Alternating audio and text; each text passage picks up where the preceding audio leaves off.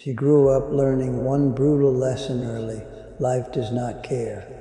It does not care how hard you try, how pure your intentions are, or how much pain you carry quietly.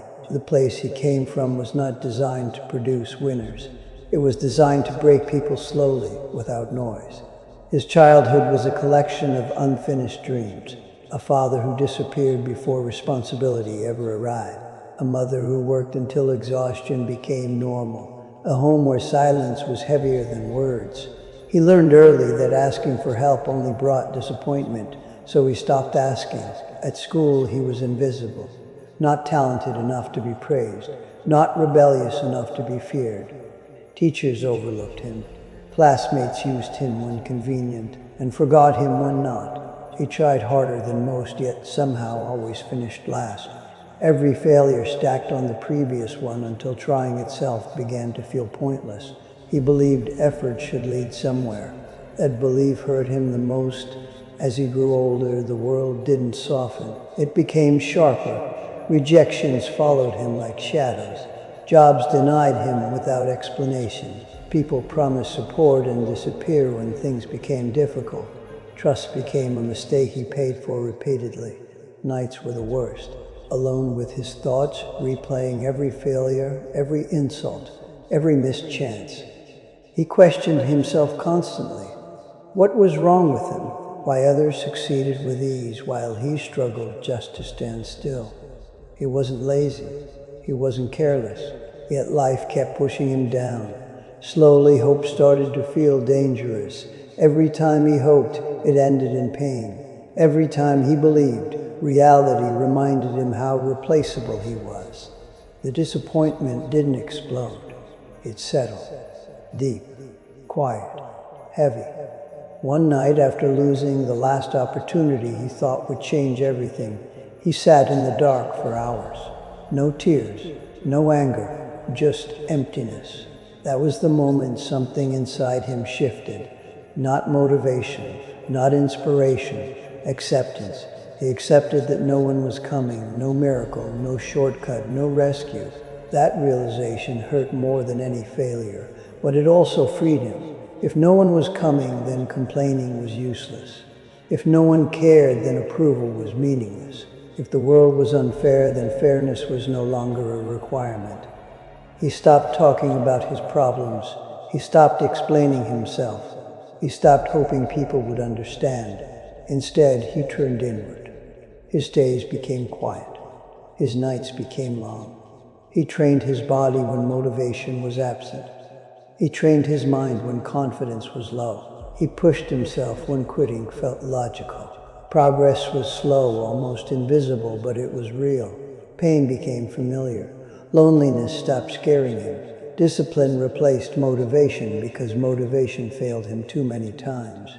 He learned to work without excitement, without praise, without encouragement. There were moments he wanted to give up. Moments where the old voice returned, reminding him of every past failure.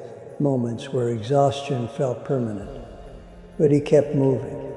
Not because he believed in success, but because stopping meant returning to the person he hated becoming. He changed quietly. No announcements, no validation, no audience. By the end of that phase, nothing magical had happened. He wasn't successful yet. He wasn't admired. He wasn't proud.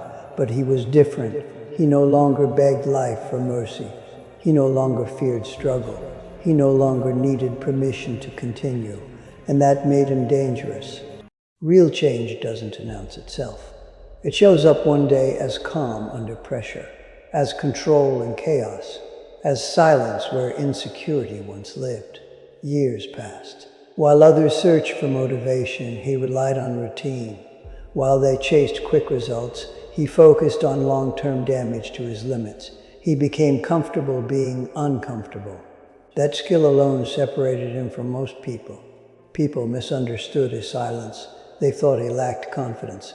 They assumed he wasn't ambitious. They mistook his patience for weakness. He didn't correct them. He let them believe whatever helped them sleep. Behind closed doors, he worked with precision. Every decision calculated. Every habit intentional. He removed distractions without drama, cut people off without explanation, protected his energy like his life depended on it, because in a way, it did. Results began to appear slowly. Small wins at first, then consistency, then momentum. Nothing dramatic, nothing overnight, just steady progress that refused to disappear. The same world that once ignored him began paying attention. Subtle at first. A message, a compliment, a question, then more. People who once doubted him now asked for advice. People who once overlooked him now respected his presence.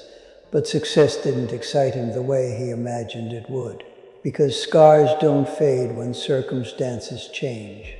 He remembered the nights he questioned his worth, the days he felt invisible, the times he was laughed at for trying.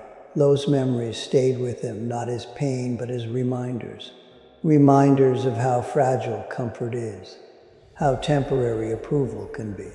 He became selective with trust, cold when necessary, calm in conflict, unmoved by opinions. He stopped chasing recognition because he understood its cost. Some said he became heartless. Others said he lost his softness. They were right. He lost parts of himself that almost destroyed him. One day, standing in a room full of people who once underestimated him, he felt no pride, no desire to prove anything, no hunger for revenge, just clarity. He didn't build this life to impress anyone. He built it to never feel powerless again. That was the real victory. He learned that strength is not loud, confidence does not beg, power does not explain itself. It simply exists. When younger people asked him how to succeed, he never gave motivational speeches. He never promised easy results. He never lied. He told them the truth most people avoid. That life will break you if you let it. That fairness is optional. That pain is unavoidable. And that discipline is the only thing that stays when motivation disappears. He didn't rise to inspire the world. He rose to survive it. And that made all the difference.